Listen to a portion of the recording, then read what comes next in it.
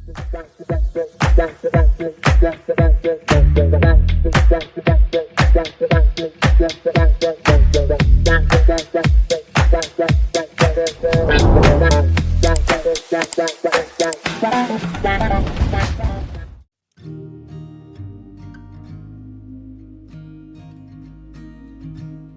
Sobat Yoda, selamat datang kembali di channel Ruang Yoda. Sebelum saya memulai pembahasan kita kali ini, pastikan Anda mendukung channel Ruang Yoda dengan cara subscribe, like videonya, dan bagikan kepada teman-teman yang membutuhkan. Pada diskusi kali ini, saya ingin membahas mengenai decision maker atau decision making unit. Nah, saya sering perhatikan nih, saya datang ke suatu acara atau suatu meeting dari sebuah sales organization ya. Mereka mendiskusikan tentang prospek, tentang leads, tentang accounts yang mereka approach, dan lain sebagainya. Seringkali diskusi ini masuk kepada topik mengenai decision maker. Nah, atau pertanyaan-pertanyaan yang sehubungan dengan decision maker. Misalnya, si manajer menanyakan kepada tim salesnya, misalnya, sudah ketemu decision maker atau belum?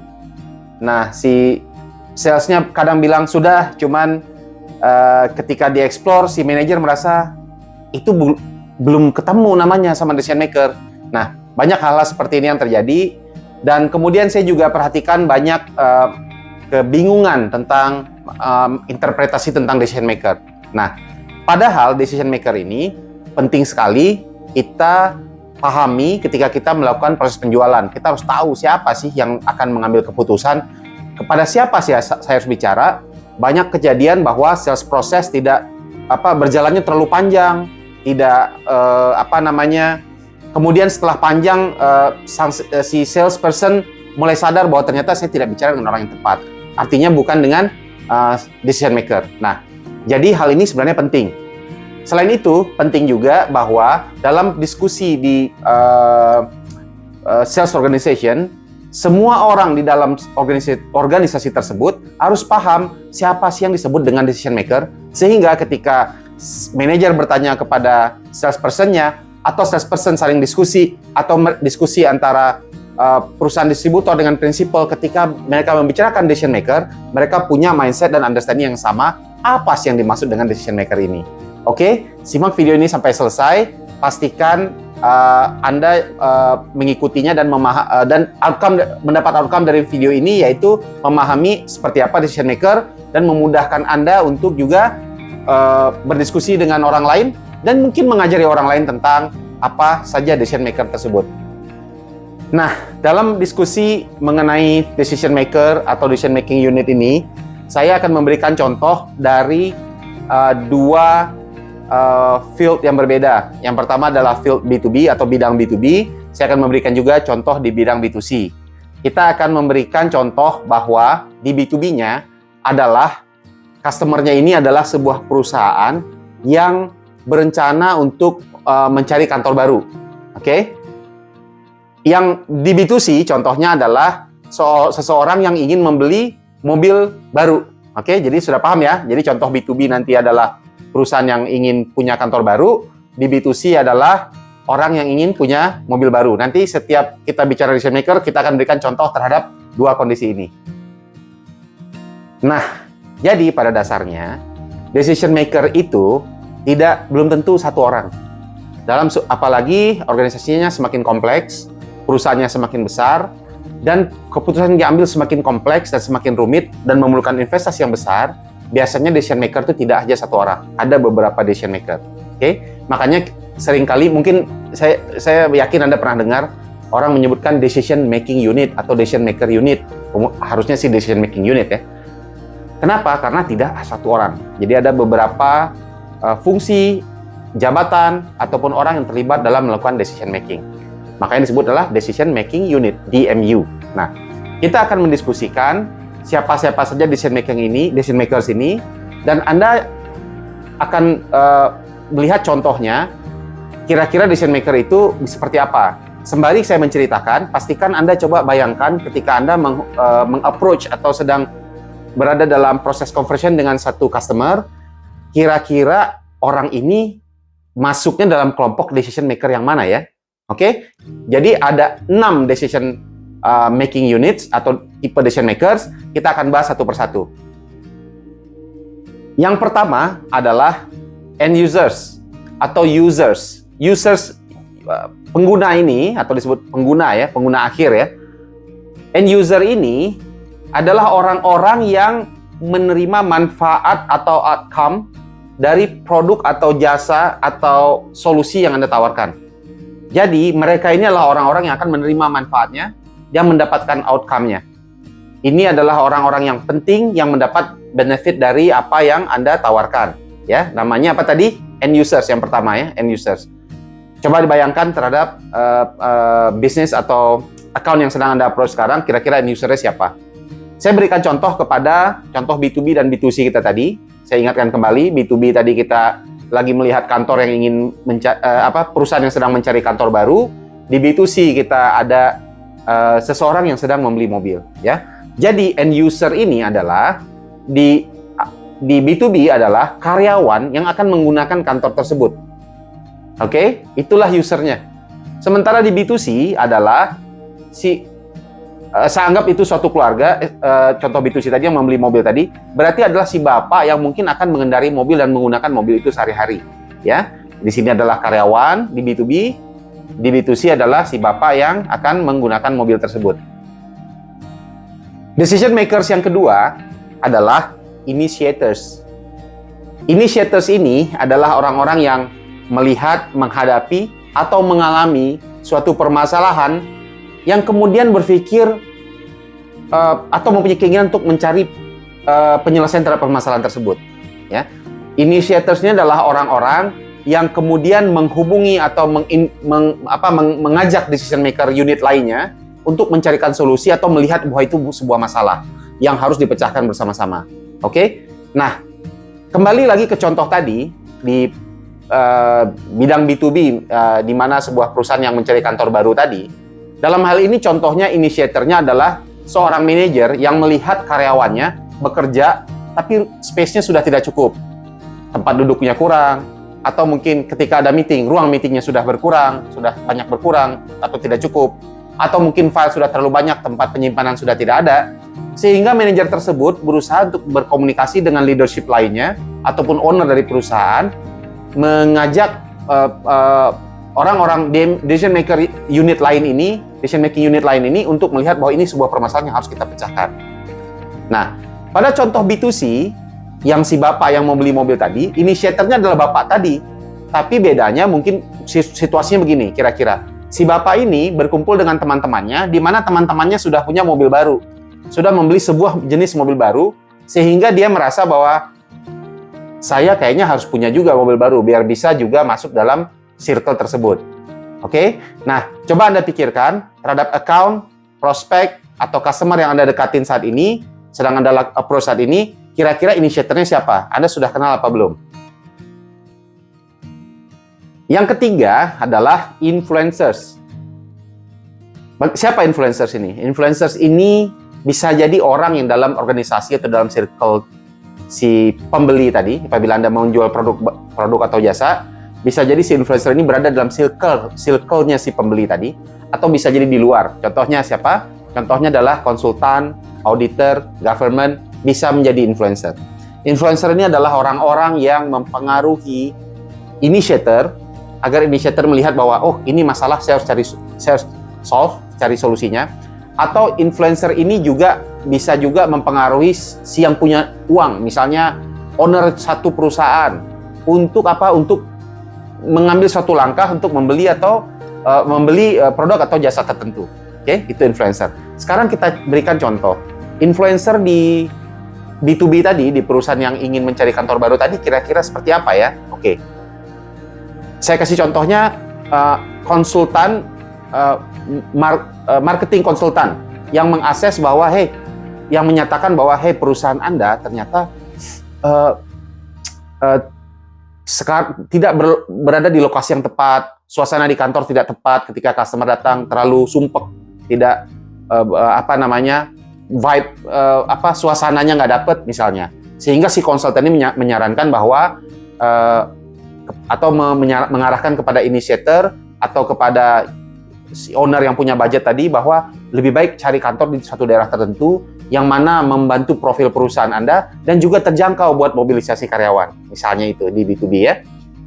Di B2C tadi, terhadap orang yang ingin membeli mobil tadi, influencernya bisa saja seorang teman yang membeli sebuah kendaraan atau satu mobil yang menyatakan bahwa mobil yang digunakannya tersebut sangat handal, nyaman, keluarganya seneng, semua positive experience, sehingga bisa bilang bahwa ini layak dibeli dan kalau kamu beli kayaknya kamu nggak akan rugi deh.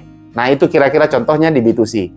Sekarang Anda pikirkan account, prospek, customer yang sedang Anda approach saat ini, siapa kira-kira influencernya? Apakah Anda sudah bertemu influencernya satu atau beberapa influencers? Coba diperhatikan, coba dipikir-pikir kembali. Nomor 4 adalah economic buyer. Economic buyer ini adalah orang-orang yang melakukan pembelian dan memiliki budget, tapi budgetnya harus di-spend dengan sebuah izin atau sebuah prosedur tertentu.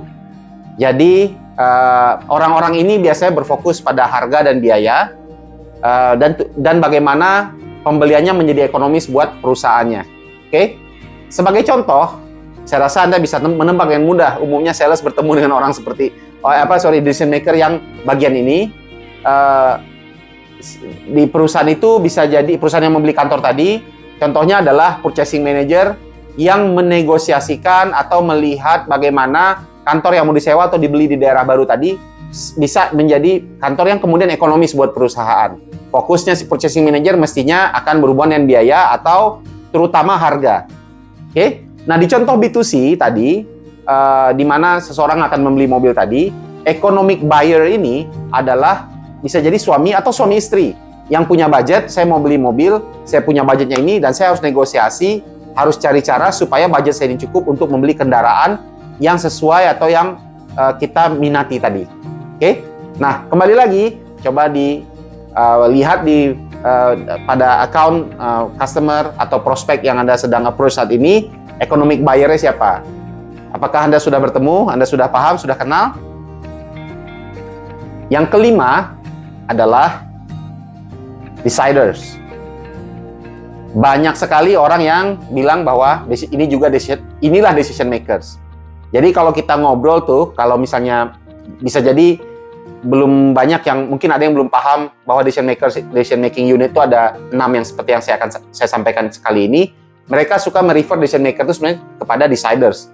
Siapa deciders ini? Deciders ini adalah orang yang mempunyai uangnya. Orang yang kemudian mempunyai final say, akan mempunyai ultimatum apakah kemudian produk itu dibeli atau tidak, jasa itu dibeli atau solusi itu dibeli atau tidak. Kita continue dalam proses purchase ini atau kita stop sama sekali. Inilah orang yang punya final say. Oke? Nah, contohnya di perusahaan B2B yang ingin membeli atau menyewa kantor tadi, di customer contoh B2B tadi, ini adalah CEO atau owner dari sebuah perusahaan tersebut. Dia yang punya uangnya, yang dia akan menyatakan bahwa oke, saya sepakat kita akan spend money untuk sewa atau beli kantor, misalnya. Di contoh B2C tadi, di mana seseorang yang ingin membeli mobil tadi, si deciders ini bisa jadi suami istri yang punya budget itu, atau bisa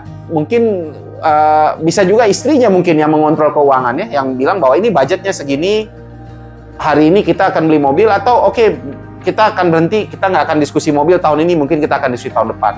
Jadi itu contohnya. Nah, decision maker deciders ini yang sering kalau dalam diskusi orang selalu bilang bahwa ini adalah decision makernya bisa ini harus dipahamin bahwa dia bisa memberikan ultimatum bahwa proses yang berjalan panjang itu bisa tidak terjadi, oke? Atau bisa juga lebih cepat terjadi. Jadi ini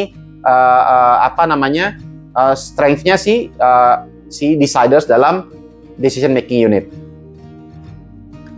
Yang terakhir, yang keenam adalah gatekeepers. Gatekeepers ini adalah orang-orang yang menjaga internalnya dan mengelola flow informasi baik kepada Anda sebagai sales ataupun ke dalam perusahaannya. Orang-orang ini sangat mempunyai akses yang sangat baik terhadap semua decision making unit yang ada di organisasi tersebut. Oke? Kalau kita lihat dari contoh B2B tadi, si perusahaan yang ingin membeli atau menyewa kantor baru tadi, mereka gatekeepers ini bisa jadi office manager yang paham akan kondisinya, paham akan situasinya, dan diberikan perintah langsung oleh CEO atau owner tadi untuk cari kantor atau cari solusi terhadap kantor. Jadi dia mempunyai akses terhadap semua decision making unit. Oke. Di contoh B2C tadi, bisa saja gatekeepers ini adalah si istri yang paham akan semua kondisinya, paham akan budgetnya, punya akses terhadap suami dan anak-anaknya, yang merupakan bakal menjadi user-user dari kendaraan tadi. Bagaimana ini akan menjadi baik dan investasi yang baik buat keluarganya, nyaman buat keluarganya. Coba pikirkan dalam pekerjaan Anda sekarang atau dalam kegiatan Anda sekarang, Anda punya account atau customer, kira-kira gatekeeper-nya siapa ya? Saya sudah ketemu belum sama gatekeeper-nya? Kemudian apakah saya mengelola gatekeeper ini dengan baik? Coba Anda perhatikan dengan case Anda sendiri. Setelah kita melihat ke-6 decision making unit ini, ketika Anda kemudian ada meeting dengan sales team, dengan manager, atau ada sales meeting, ketika Anda bertanya, sudahkah Anda bertemu dengan decision maker? Bisa saja semua menjawab sudah. Pertanyaannya, decision maker bagian mana yang Anda temuin? Yang tipe yang mana yang Anda temuin?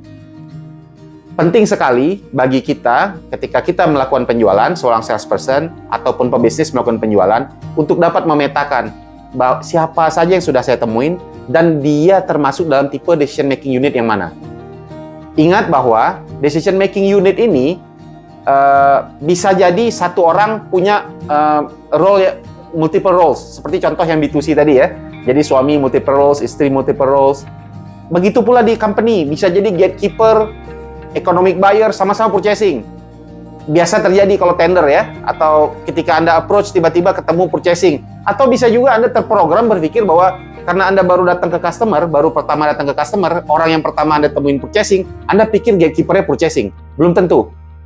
Jadi Anda harus cari bahwa siapa di situ economic buyer-nya, bisa jadi dia siapa end user-nya, siapa semua tadi yang dari 6 tadi. Dan saya kasih contoh lain, misalnya gini.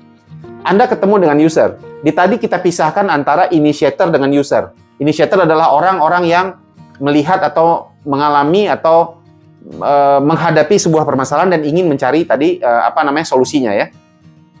Tapi bisa jadi kalau Anda masuk ke pabrik atau ke sebuah industri, di sana si usernya dan initiatornya sama. Mungkin dia ngeliat sistem ini udah nggak efisien, kita harus melakukan sesuatu. Bisa jadi orang yang sama. Jadi coba dilihat bahwa dari 6 struktur tadi, Anda lihat Anda sudah temu siapa aja dan bisa satu orang punya multiple roles di dalam ini. Oke? Nah, lebih penting lagi bahwa jarang atau mungkin akan kondisi yang sangat spesial apabila Anda dapat bertemu dengan CEO dari sebuah perusahaan apabila Anda menjual barang yang mungkin value-nya bukan scope-nya CEO. Ya, contoh, Anda ketemu dengan multinational atau gini ya, bisnis besar lah, pebisnis besar atau konglo lokal lah, perusahaan konglo lokal. Anda mau jual baju seragam, nggak mungkin itu CEO-nya yang akan ketemu dengan Anda. Mestinya harus ada orang-orang yang di level tertentu yang akan bertemu dengan Anda. Jadi akan jarang sekali. Padahal jangan-jangan final decidersnya itu adalah si CEO, karena baju ya kan perlu buat profil ya, harus bagus buat karyawan, nyaman dipakai segala macam. Bisa saja. Nah, kenapa penting memahami decision making unit ini? Karena walaupun ultimate decision datang dari deciders nanti, tapi apabila Anda bisa bangun complete support dari decision making unit yang lain, ini akan membawa Anda ke closing yang lebih cepat dan lebih yakin. Oke? Jadi, belum tentu bahwa Anda harus bisa connect dengan semua decision making unit. Tapi dengan Anda bisa connect dengan hampir semua decision making unit, Anda akan dapat lebih memastikan bahwa penjualan Anda akan berjalan dengan baik. hal lain yang ingin saya sampaikan bahwa ketika Anda ketemu dengan decision making unit, Anda pastikan Anda buat tabelnya, ya. Itu yang juga, atau at least mental table. Anda punya mental table-nya. Kalau mungkin di awal-awal tulis dulu, nanti lama-lama bisa punya mental table-nya. Anda harus pastikan kebutuhannya. Oke, kita akan bahas mengenai kebutuhan di waktu lain. Tapi Anda harus ingat bahwa Anda harus bahas kebutuhannya, karena apapun yang Anda jual, produk, jasa, solusi yang Anda jual terhadap si pembeli, bukan karena pembelinya ingin buang-buang duit, ingin buang-buang uang. Mereka ingin memecahkan masalahnya. Mereka ingin memperbaiki keadaannya. Dua ini utama yang membuat orang melakukan pembelian. Jadi pastikan bahwa apa yang dia butuhkan Anda paham. Kita akan bahas di lain waktu mengenai hal ini. Oke, itu tadi penjelasan mengenai decision making unit atau decision makers. Harapannya bahwa setelah mempelajari ini, Anda dapat melakukan diskusi dengan lebih baik dengan teman-teman dan memahami bahwa decision makers itu ternyata banyak tipenya, dan kemudian Anda bisa memetakannya. Mudah-mudahan video ini bermanfaat buat Anda. Pastikan Anda dukung channel Ruang Yoda dengan cara mensubscribe, like videonya, dan share bagi kepada teman-teman lain yang membutuhkan. Semoga video ini bermanfaat buat Anda dan buat teman-teman lain. Terima kasih.